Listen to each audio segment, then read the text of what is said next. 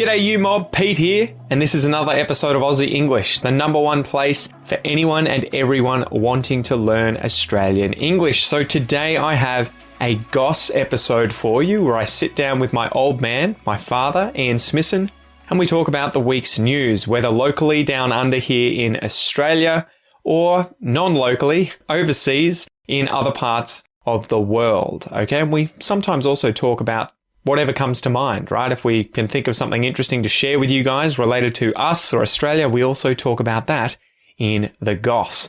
So these episodes are specifically designed to try and give you content about many different topics where we're obviously speaking in English and there are multiple people having a natural and spontaneous conversation in English. So it is particularly good to improve your listening skills. In order to complement that, though, I really recommend that you join the podcast membership or the academy membership at aussieenglish.com.au, where you will get access to the full transcripts of these episodes, the PDFs, the downloads, and you can also use the online PDF reader to read and listen at the same time. Okay, so if you really, really want to improve your listening skills fast, get the transcript, listen and read at the same time, keep practicing, and that is the quickest way to level up your English. Anyway, I've been rabbiting on a bit. I've been talking a bit. Let's just get into this episode, guys. Smack the bird, and let's get into it.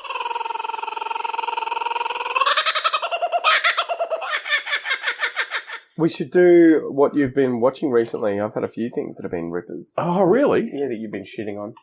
No, not shitting on it. It's my usual, you know, if I last 3 episodes, I'm usually okay.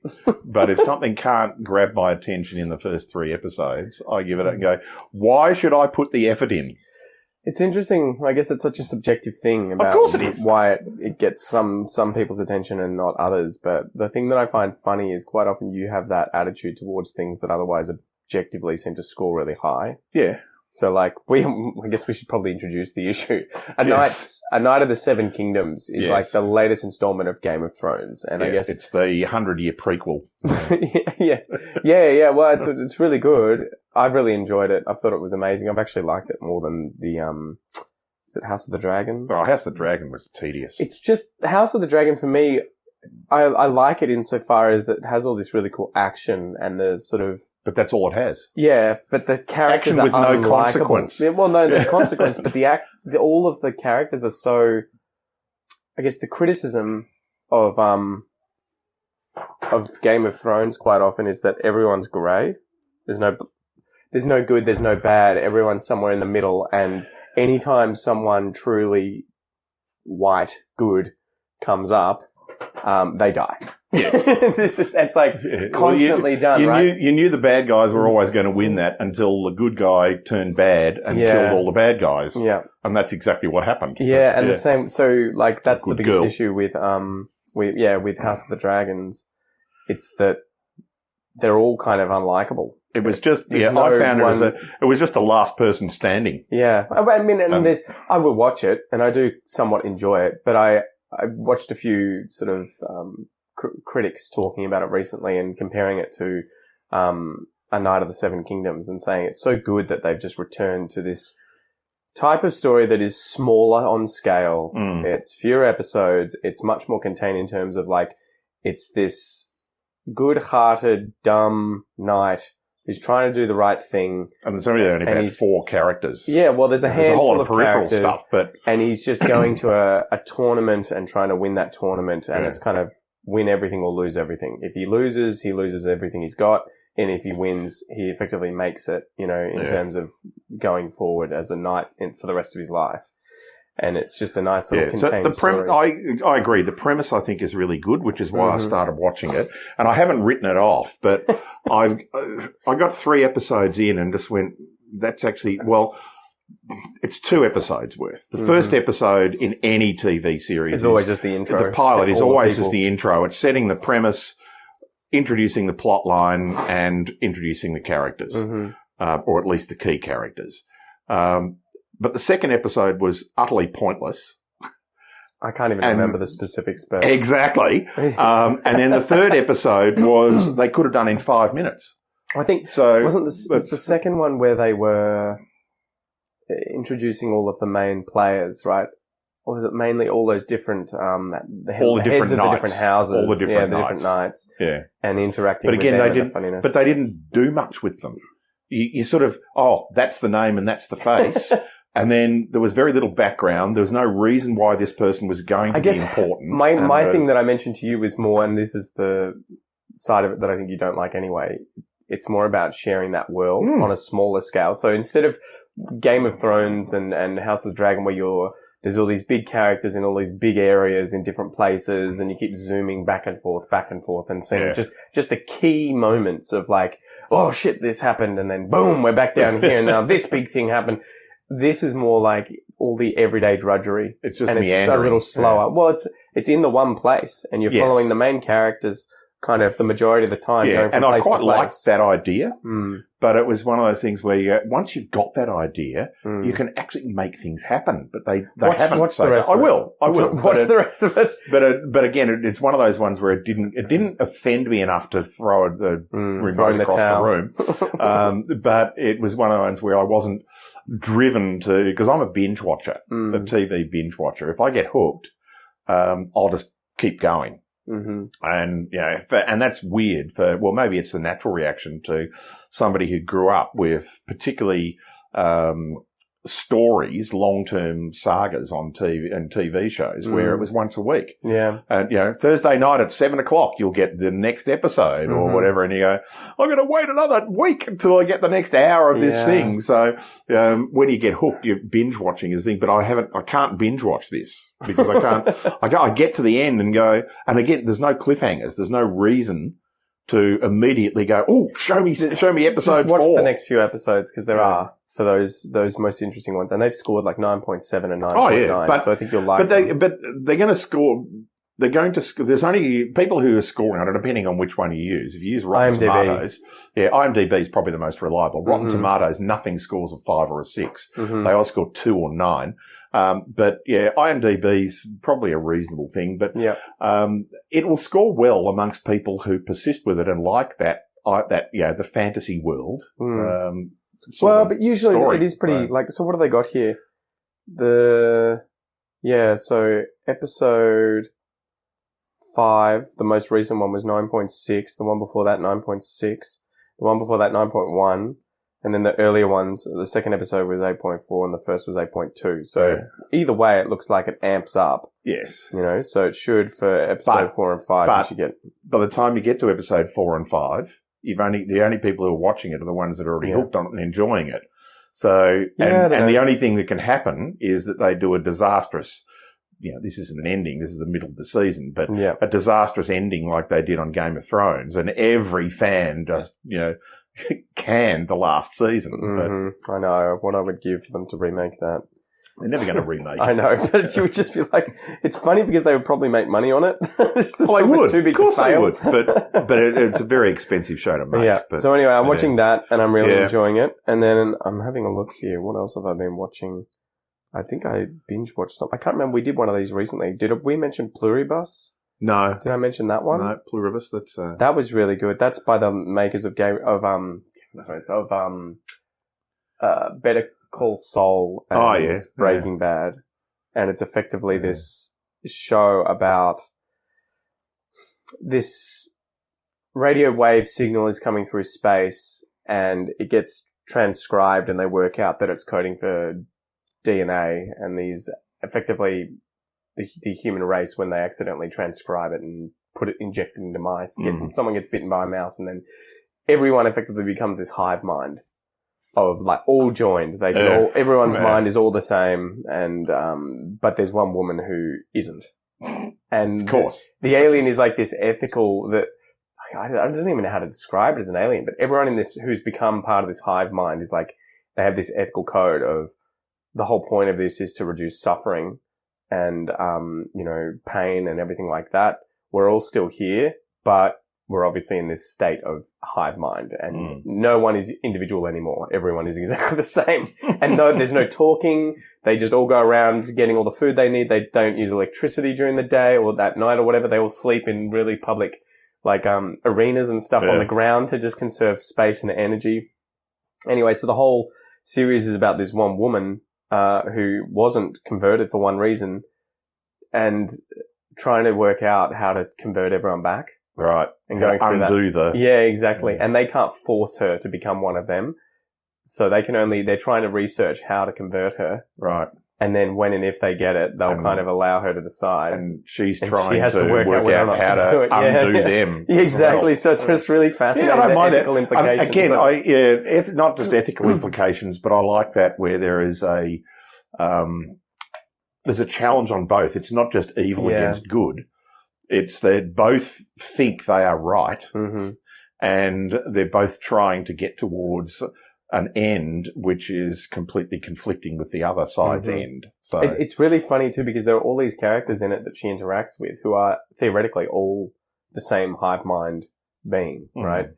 And yet you find yourself initially disliking a bunch of them and then coming around and kind of starting to like them. And as a viewer, you kind of like them as individuals, but you keep forgetting that they're all the same. Yeah. Like there's this woman that she interacts with. We are all individuals. Who's this super cute kind of like 40-something-year-old Polish American actress. And initially you're sort of like, oh, she's so annoying. And then you start to really like her. Yeah. And I guess it's because of what they go through, all of the different things. Because it's just so like presumably they're, as a new entity, that's evolving as well. Because they're, as a hive mind or, a joint entity, they will be evolving because they will be, and I haven't seen it, but I would assume that would be the storyline in there is that they are starting to learn. I don't know. So it seems like, and again, otherwise, I don't remember all the specifics. The replicators from Stargate. Yeah. I hope it's, spoiler warning, guys, obviously, for any of these episodes. But there's going to be a second season, and I have a feeling what they will discover in the second season is that the hive mind is just programmed to set up sending that signal out again, and it ends up effectively just draining all the energy on the planet. So it'll be this catastrophic thing of, I think she'll get to the point of wanting to join the hive mind and then realize that they're actually like on a doomed ship and that the hive mind is going to be spending all this energy and time trying to set up the next radio dish to send out the energy in some different direction where there might be another planet to absorb. And that's their sort of evolutionary sequence of spreading through the galaxy. Yeah. Look, it's a really interesting conundrum in developing science fiction television shows where you set up, this is a premise with a clear ending. Mm-hmm. Either she wins or she loses. Yeah. And do they get to the end of season 1 and that's the answer? In which case season 2 is effectively wipe everything that happened in season 1 and then try and come up with another premise based on the same structure. No, I'm pretty sure it doesn't work. And there's a whole lot of them that just don't work like that. Whereas the sort of science fictions that have been really popular, TV-wise, are things like Star Trek and Stargate, where even though there is a particular conflict that's going on, the conflict is not absolute. And so that you can reach an ending to a season and have some sort of conclusion, but the conclusion is not absolute. So when you get to season 2, there's a cliffhanger and you move on and things might change. Whereas when a lot of those seasons where or shows where you get to the end and you go, well, that was unsatisfying. Yeah. And the reason it was unsatisfying is because they had to leave something for second season. Lost is a classic example of it. Yeah. Really good premise, but it should have been one season and they should have either got off the island or all died. And that should have been the end of it. But by the time you get into polar bears and dinosaurs on a tropical island, the writers have just lost the plot because I'm not opposed to having dinosaurs or polar bears on the island, but at least explain it and pay off. The problem with the polar bear thing was this thing came running out of the one jungle, episode and then it was never gone. I know. Talked about again, and you're like, what the? Oh man! But have you heard that Stargate's coming back apparently via Amazon? It's on Netflix. No, is in there. They're doing a new Stargate series. Is Amanda Tapping in it? Hopefully, I don't know. You would have Sam. You would have to find a way to write it and bring back the old characters in one shape. Yeah, funny. Speaking of Amanda Tapping and TV shows, I've actually been watching a Canadian show that she's been directing a lot of the episodes of, and it's just a procedural cop show, murder mystery show called Murder in a Small Town. and it's set in Gibsons, which is on the Sunshine Coast in British Columbia. Which have they got a place called the Sunshine Coast? they do. It's on the west coast, but cool. it's mostly only accessible by ferry, or you've got to drive hundreds of kilometres to get around to it. So it's a ferry ride from Vancouver. The only it's not high drama, but the only really irritating thing about it is clearly with Canadian TV, they are selling to an American audience.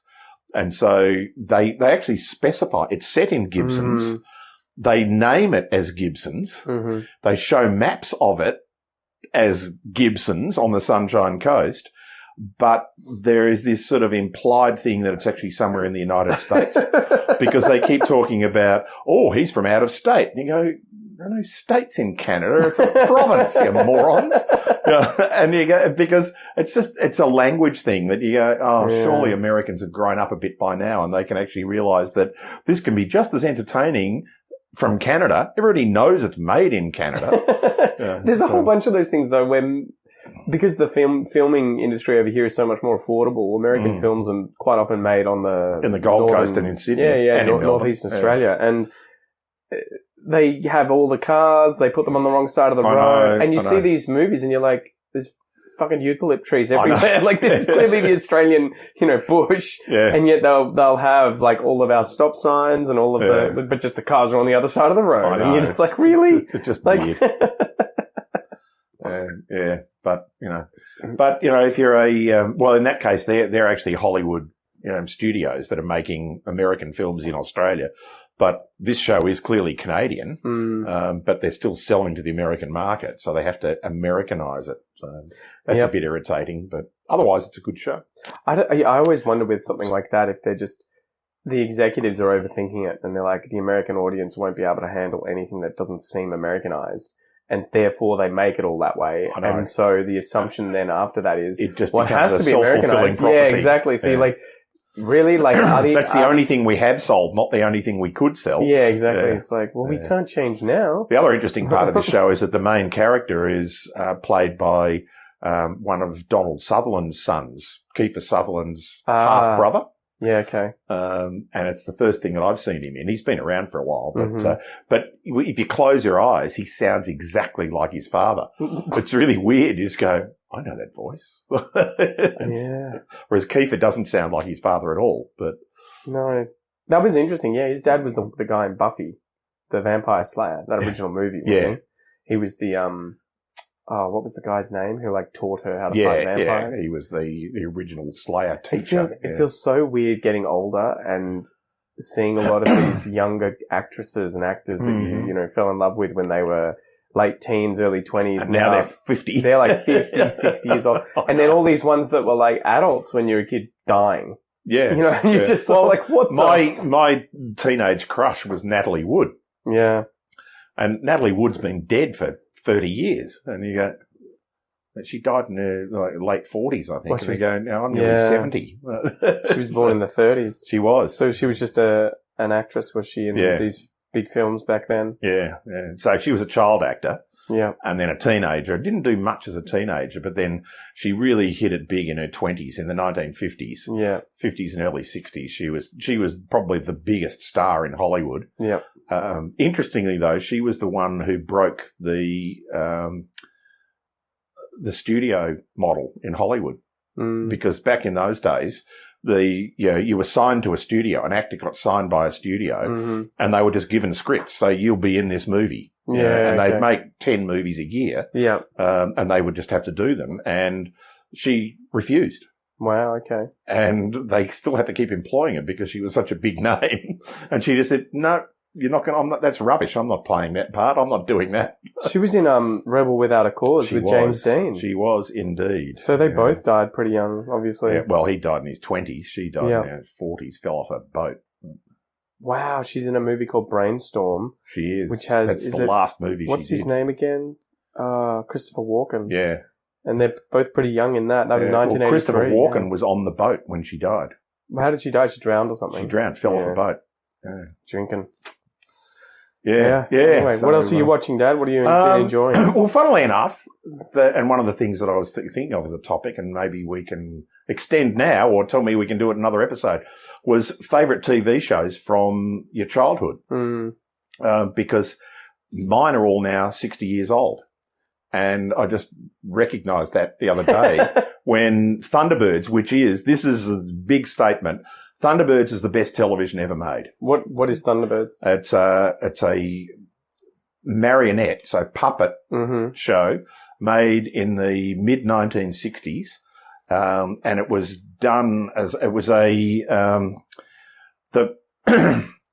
characters on the plot in it are five brothers and their father. Their father runs a international rescue agency. And so anything that goes wrong anywhere in the world... pretty much the first Paw Patrol. Yeah, pretty much. It is. Except Paw Patrol is rubbish. Sorry to all the 6-year-olds out there. No. Thunderbirds was huge in the mid-60s. But it's all done with puppetry. So it's not cartoon and it's not acting. But it was puppetry and small-scale live action. And it's genius the way it was made. And the storylines are trivial, but it was made for kids. But unlike Paw Patrol, adults can watch it as well because it's got an adult humour in it. Yeah, okay, so it's like Bluey. Exactly. In that sense. They don't really cross over thematically, but yeah. It was completely revolutionary. So there's always these characters trying to destroy the world or whatever, and these guys are pilots that all have their own ships. They all got their own spaceships, rockets, underwater things. They've got these sort of sci-fi tools. It's sort of like, James Bond tools that will solve every problem. And Inspector Gadget. But they have to get there to do it. And it's all done with puppets. Well, you can find it online. It looks like it's on YouTube. It is. Yeah, it is. It's just been released, 60th anniversary release. Were there only 2 seasons? Yeah. Oh, wow. I didn't realise it was only 2 seasons. I always assumed that it just went for ages. It only went for 2 years. Wow. Must have been a lot to make. I think it was just too expensive to make.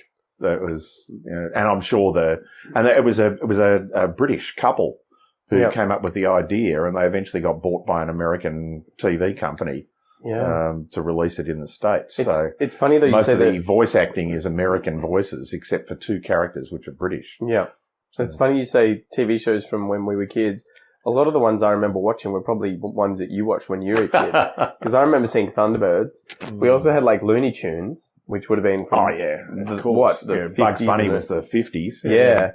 What was the guy's name that did all the voices on that? Mel Blanc. Yeah, Mel Blanc. And then what else? The Brady Bunch was another one? Yeah, that was 70s. Gilligan's Island. MASH and Gilligan's MASH was 70s. It's funny how many of those just got replayed on TV all the time. I guess they were just affordable to be able to buy the rights to. And they bought, certainly Gilligan's Island ran for about 20 years, 30 years. As in it had that many seasons? It only ran for about 4 seasons. Yeah, but it just kept going. They just kept, and I know the Australian studios or Australian TV channels would just buy it. Well, we'll buy it to run 4 times, and they'd run it, drop it for a year, and then run it again. Yeah.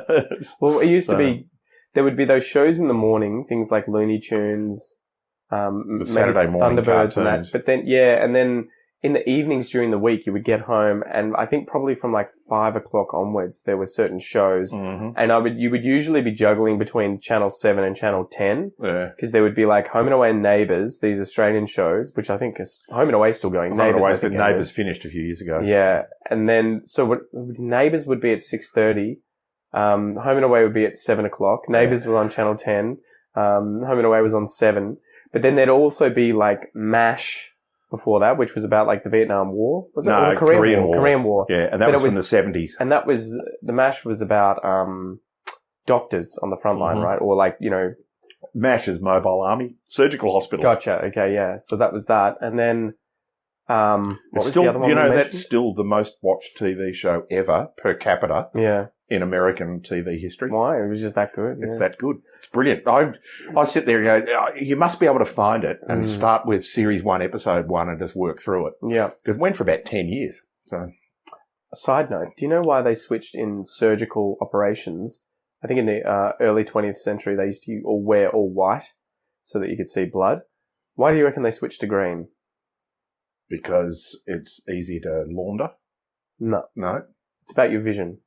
What do Oh, you reckon it is? yeah, red-green colour blindness. No, it's not about that. What?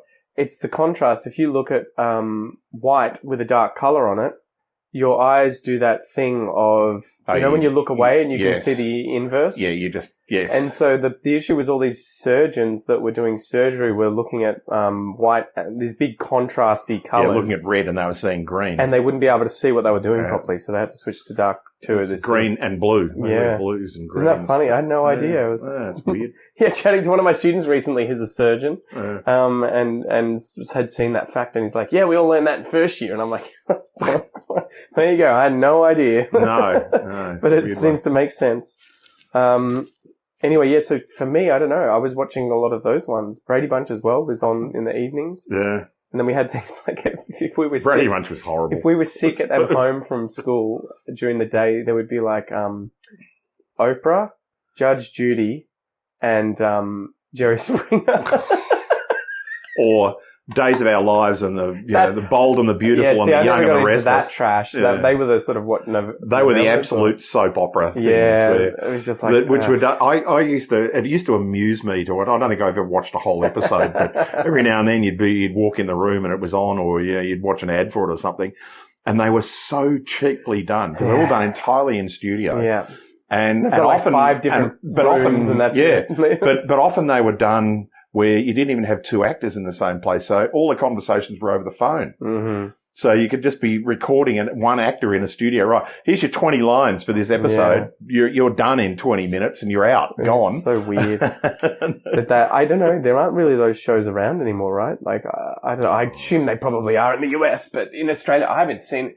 It's probably because I don't watch normal free-to-air TV anymore. So Australia's never made one of those middle-of-the-day soapy things because we had, you've already mentioned Home and Away and Neighbours, which were primetime half-hour. At least they shows. did it on scene too. Like you would be at the beach or in the forest or outside in the yard or whatever. Like it wouldn't just be in the studio. There were studios, they would have their different shops or whatever that were studio sets, but yeah, I don't know. And then besides that, for me, it was probably Pokemon, Dragon Ball Z. Mm-hmm.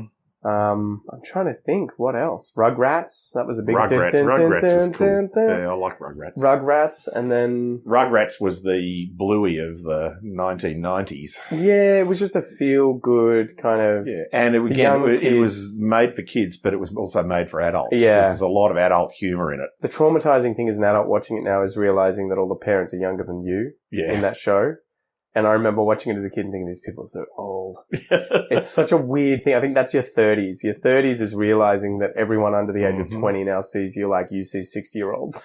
Yeah, my grandfather once told me, he said, you're going to get old when you get breathalyzed or pulled over by a policeman who's clearly younger than you are. Yeah.